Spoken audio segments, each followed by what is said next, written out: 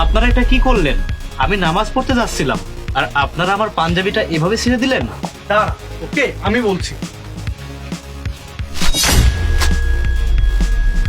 আবারও ছিঁড়ে দিলেন, কাজটা ঠিক করলেন না। যাই হোক, নামাজের সময় হয়ে যাচ্ছে, আমি চেঞ্জ করে আসি। দেখেছিস, তোকে বলেছিলাম না, আমি যত যাই করি না কেন ওই লোকটা কখনো রাগ করেন না। অস্থির হয়েও না, রাগ করে না, কোনো একটা ব্যবস্থা তো আমি ঠিকই করব। এখন যাক, আবার আসরের সময় নামাজ পড়তে আসবে না, আমরা এখানে আশেপাশে কোথাও লুকিয়ে থাকি। হ্যাঁ চল। ওই দেখো, মৌলভী সাহেব আসছে। রেডি তো তুমি? হ্যাঁ হ্যাঁ রেডি, শুধু আসতে দাও।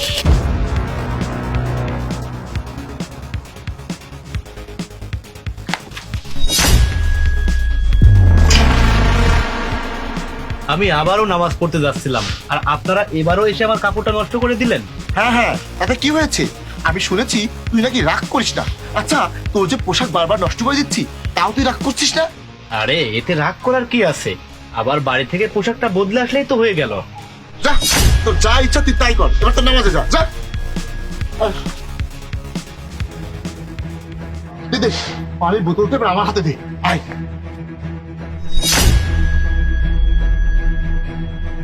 আচ্ছা ভাই, আপনাদের সমস্যা কি? আমি নামাজ পড়ে বের হতেছিলাম আর আপনারা এইভাবে আমাকে ভিজিয়ে দিলেন।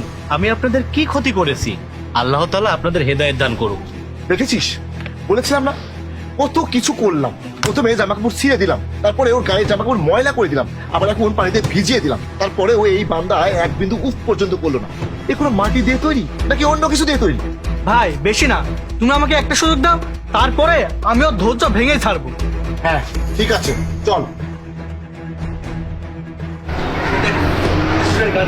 এই তাহলে তো দেরি কিসের? চল গাড়ি পাংচার করে দিই।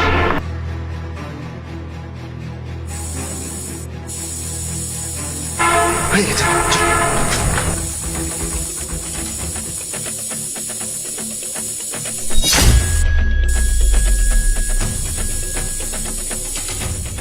হুট করে গাড়িটা কিভাবে পাংচার হয়ে গেল? আরে কি দেখছিস মৌলভী সাহেব, এটা আমরাই করেছি, নিজে নিজে হয়নি। আচ্ছা ভাই, আপনাদের সমস্যা কি আমাকে একটু বলবেন? এই সকাল থেকে আপনারা আমার পিছে লেগে আছেন, কিন্তু কেন? আরে যা যা, গাড়ি খেলতে খেলতে বাড়িতে নিয়ে যা, কারণ এখানে আশেপাশে কোনো গাড়ি ছাড়ার মেকার নেই, দোকান নেই। হে আল্লাহ, তুমি এনাদেরকে হেদায়েত দান করো।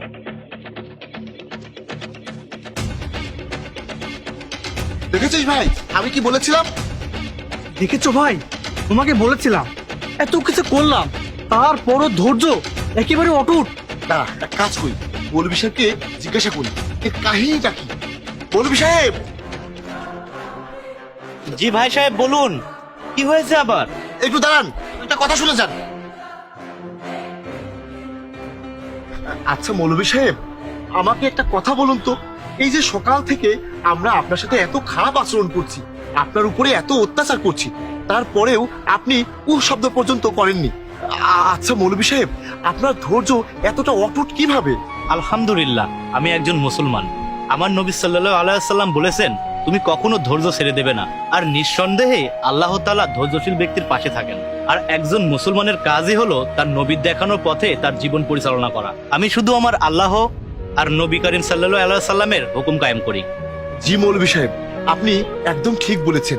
এই ব্যাপারটা আমরা এবার বুঝতে পেরেছি। ইন্নাল্লাহা সাবিরিহিন, নিশ্চয়ই আল্লাহ তাআলা ধৈর্যশীলদের পাশে থাকেন। হুজুর, মোটরসাইকেল ছাড়ুন, এটা আমরাই নিয়ে যাচ্ছি। চল চল, আসুন।